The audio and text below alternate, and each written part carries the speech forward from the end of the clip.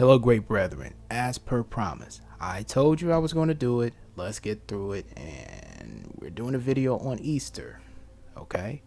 Or Ishtar, whatever you want to call it. Easter. And this, I don't know where I should put this. Should I put this on the tube? Yeah, I think I'll put it on the tube. So Easter is a day that is celebrated by most of modern day Christians. Yep. Yes, it is. Well, what is the origins of it? You guys want to know? Well, we know that JC, Jesus Christ, was not resurrected on Sunday. We also know that the Passover has completely different acts or symbols such as foot washing, wine, bread, as opposed to sunrise services, eggs, bunnies, and ham. Dinners, like, what the hell, where does the ham dinners come from? You guys ask. Well, there's some ancient aspects of Hamites and things of that nature, and there's some other reasons why that deal with occultic worship, and I'm going to tell you guys what it is. So I would like to give you guys some of the pagan origins of Easter. Okay, these holy days and celebrations came about when Ishtar, Ishtar, and a side note, brothers, let's a little observation. So I was in a TGI Fridays, and this was on Sunday because I actually was going to get something else, probably like some Boston Market. And I don't eat ham or pork or anything like that. But at the end of the day, I was there and I seen a picture while getting the carryout order of Ishtar in the TGI Fridays, and I took note of that. And many people walked past there, didn't know what it was. They just, what the hell is, they didn't even pay attention to it. But TGI Fridays, you're on my list now, and I'm gonna look at the different symbolism and things of that nature that you guys are actually presenting in your commercials. You're on my list now. So getting back to Ishtar, it's ancient Babylonian and commemorates the resurrection of one of the gods that they call Tammuz. When you see that preacher with the T on his chest, and you see some of the archbishops and different priesthoods with the T, it's not for Jesus Christ, it's actually for Tammuz, brothers. So he was believed to be the begotten son of the sun god, and most of your practices, much like I'll say New Year's, is actually a veneration of sun goddess worship. Quite a bit of your holidays are sun god worships. Babylonian mystery schools, Kemetic mystery schools, and some say Atlantean mystery schools, but I digress. Nimrod was like the grandson of one of Noah's sons called Ham. Okay, Hams or Hamites were so-called brothers. Ham had a son named Cush, who married a woman named Semiramis. Now you guys, you know what? I would drop a picture of what Semiramis looks like and Cush looks like and Ham looks like. Cush and Semiramis had a son named Nimrod. After Cush's death, Nimrod married his mother. Yes, you have a lot of sons in these ancient occultic practices and pagan practices where the son would marry the mother, or he would come back and he would marry his sister, or a lot of different things have occurred. I don't want to go into all that. So he became a powerful king. Yes, a son marrying his mother. I can't make this up. I wish I could, but I don't have that type of creativity and imagination to make up stuff like this. So you have Nimrod began to be a mighty guy. He was known to he was a man that was known to be a rebel. Okay, Nimrod was a hunter of men, and he worked in making men depart from different religious convictions and holdings that they have. So his goal was to turn people away from, God's true religion. So he wanted to get them away from the church, basically, for the most part, God's real religion, and convert them over to what he believed. So Nimrod was a god man of the people, and his mother and wife, yes, his mother, wife, Semiramis. When I look at that, I keep on saying, wow, he literally married his mom, and she became the queen of Babylon. Nimrod, he was killed, and much like other legends in ancient Kemet, you guys call it Egypt, he was separated into many pieces. Okay, and we know The same thing with Osiris, the same thing with other key people within Greek and Roman. You have this same story continuing over and over and over again. But the only thing she couldn't find was his sex organ, his rod, his staff, his phallus. I'm trying to not use any type of vulgar language because this is going on the tube. So yeah, Semiramis claimed that Nimrod could not come back to life and told people that Nimrod had ascended to the sun and was now called Baal, the sun god. There is where you get Baal worship. Okay, so that's where Baal, B-A-A-L, actually started. So in your Bible, if you are a Christian, God hated people that worship Baal, the golden calf. He couldn't stand them. So when you seen that movie, it was with Charlton Heston, not an accurate depiction of Noah or Moses. I think that was that was Moses. Right. He played Moses. A white man.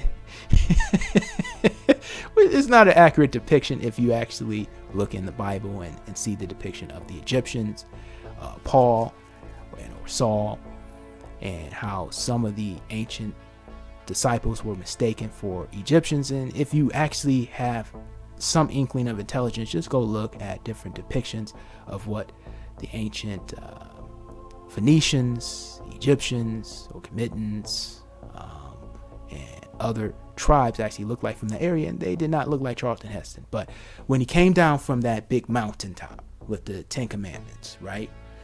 And he saw them worshiping golden calves, and he's so angered he threw the stuff down and destroyed that calf. That's that, just in case you didn't know. God didn't like that. You feel me on that? You guys feel me? All right. So when you, so-called black man, actually in this modern day have candles and lamps, you're actually worshiping Baal. Okay, so for the most part, he was symbolized by the flame or the candle or lamp, and that's what they use in order to worship him, along with putting different altars and different things in that in his veneration. Have little small figurines, and some ancient Israelites actually still also worship pagan gods, so they would have the little figurines and stuff like that, and they would still worship it for years after they were exited from out of Egypt. So you have the same type of worship and practices still going on in Catholicism with the candles and the flames, and they honor the dead with candles. Okay, so you still have some of these pagan practices still within your current religious system, okay, of Nimrod and his mother wife Semiramis. So Semiramis was created at the time from the Babylonian mystery school system. The Bible does talk about her along with Satan, and heavily involved with veneration of said goddess. You have a lot of different groups still to this day that actually worship her, and in many manifestations and different names. So Semiramis taught that the moon was also a goddess that went through a 28-day cycle and ovulated when the moon was full. This is where you get the worship of the sun, moon, stars, and heavenly bodies. Okay, so when you see women talk about what's your astrology sign, and oftentimes they're not so accurate because they don't really truly understand aspects of this ancient pagan and ritualistic worship. But hey, they always talk about their astrology sign. That's why people worship these things, and why they worship moon. And the giant moon egg, which fell from the sky into the Euphrates River, is what Semiramis was actually connected to, which is why you have sometimes the moon or the egg, which you see people running around doing stupid egg hunts. But so the first moon after the spring equinox, Semiramis became known as Ishtar, which is now pronounced Easter. And the mooning egg became known as Ishtar's egg. You ever wonder why Easter eggs were so popular? When I have the little the kids with painting the eggs and stuff like that. Well, that's what they're really venerating. Okay? And you're like, what the hell does that have to do with Christ's resurrection? Nothing.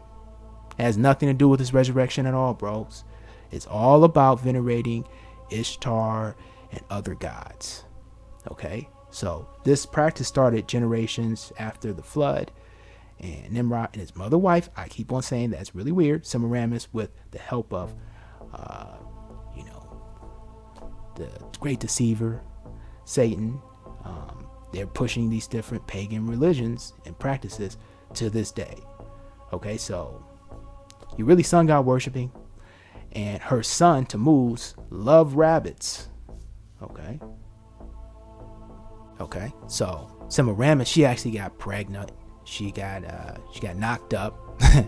So she claimed that it was an immaculate conception. She got impregnated from like the sun or something like that, from the rays of the sun, from the sun god Baal. Okay. Yeah, I know. So with her son who loved rabbits, they became sacred in Babylonian mystery school religion, just like in Hindu religion. Okay. They actually have a sacred place for cows, or the calf. Okay, so cows are actually venerated and worshipped, and different animals are venerated and worshipped in different religious systems. So the rabbit was just one that was venerated by them. So Tammuz was believed to be the sun god Baal, and that's why God mentions Baal so many times in the Old Testament. Okay, how was Tammuz killed? Right? Well, he was killed by a pig, a boar.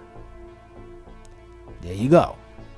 So that's where you get some of the concepts of killing and slaying the ham, or the pig, or the wild boar, and consuming it. Yes, you're ritualistically doing specific things when you're actually carving up that ham. Yes. Yep. So Tammuz, when he ascended to his father Baal, and the two of them would be worshipped in the sacred candle, flame, or lamp. Okay? Father and son. So you put two candles right there, represent them. The Father, Son, and the Spirit. Now we see them as the Trinity. Okay? Right after the great flood.